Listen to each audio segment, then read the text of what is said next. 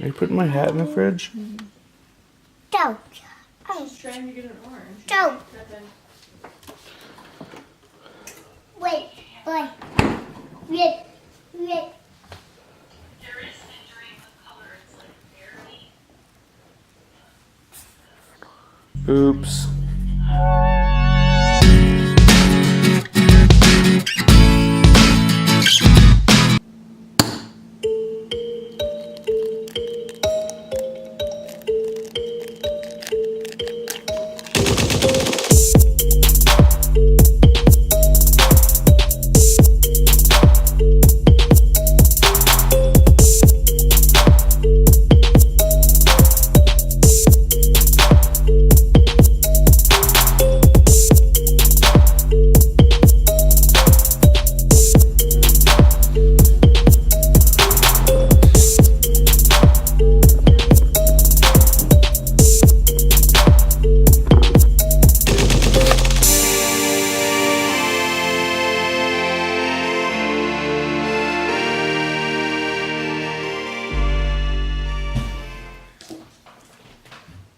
Welcome to Morning Coffee with David again.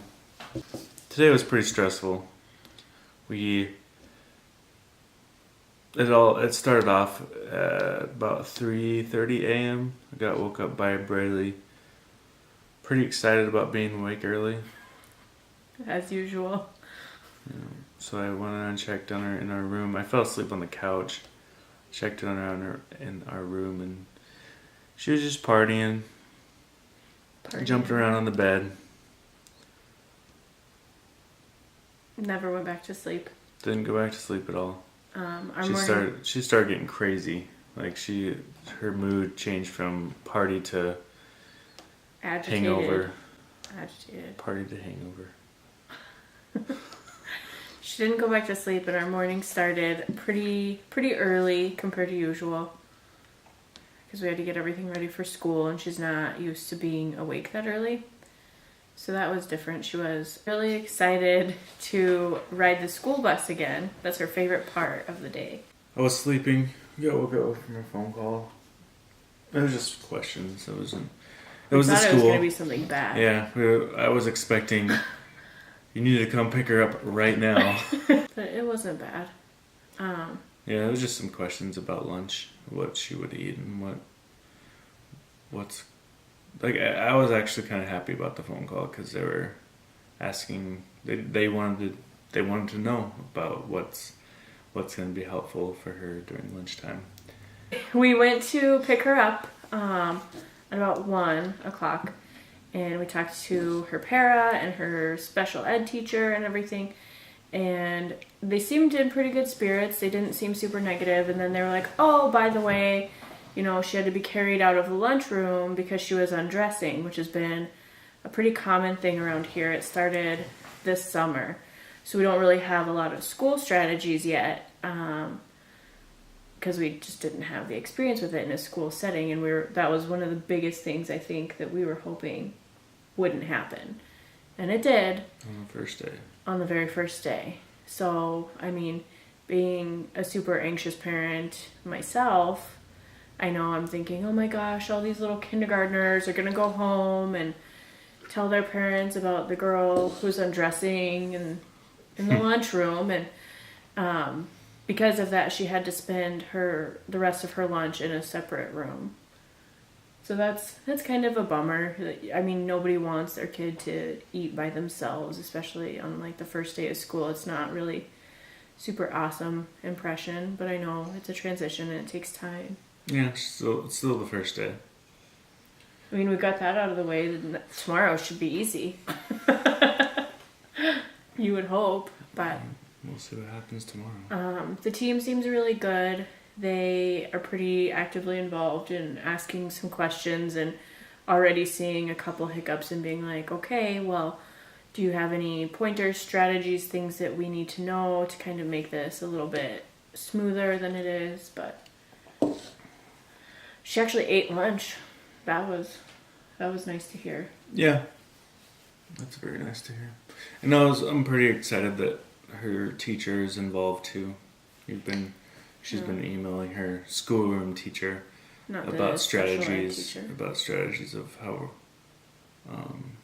just to make the environment as the best as possible for Brayley and for the other kids too, because Brayley can be pretty distracting at times. But Well, I don't think that a lot of children at age 5, 6 years old have really experienced a lot of people in the community that have special needs or other kids that have special needs, so they probably don't understand yet. And so I think it's important to kind of let them know a little bit more about her so that they understand and they don't just think like she's some off the wall crazy kind that of was kid. Carla snorting, by the way. Our 12-pound Chihuahua snorts and snores like a pig. Yeah. But they said when she first got off the bus this morning that she got on her speaking device and she said, "I want bus." And that was pretty funny. It's something we'd expect from her. Yep. She loves riding the bus. It's her favorite part of school. Too bad they don't have a school that's in a school bus. Maybe she'll grow up and be a bus driver someday. Yeah. Maybe she'll create a classroom that's just on a school bus. David had this crazy idea a while back of buying an old rundown school bus and putting it in our driveway for her to play in, and I don't think we would ever get her out of it. We would have to turn a school bus into a tiny home. We'll just put one in our backyard. Oh boy. If you like what we're doing, like it, subscribe it, and push the bell button so you get notified when we put up new videos. On to the rest of our day. On to the rest of our day.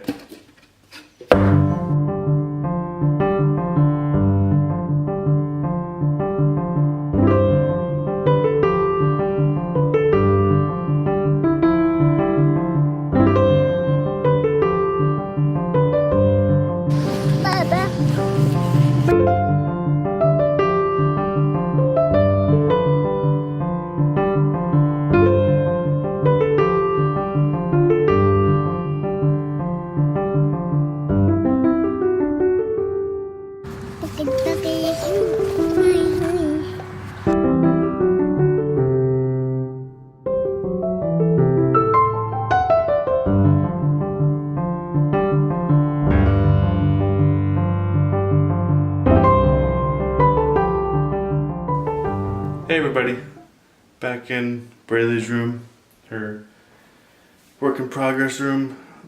Back to work. Today I am switching out some switches. I'm putting in one of these instead of one of these. Why? I have no clue. I think they're nicer. I think they're easier to use. I like them. So I'm gonna switch that out today, and I'm also gonna do some outlets. I'm putting in tamper resistant outlet. When she's in the room alone, she's not shoving screwdrivers. I don't know why she would have a screwdriver. That way she has no way of putting anything inside the outlet. And then this room has a ridiculous amount of outlets.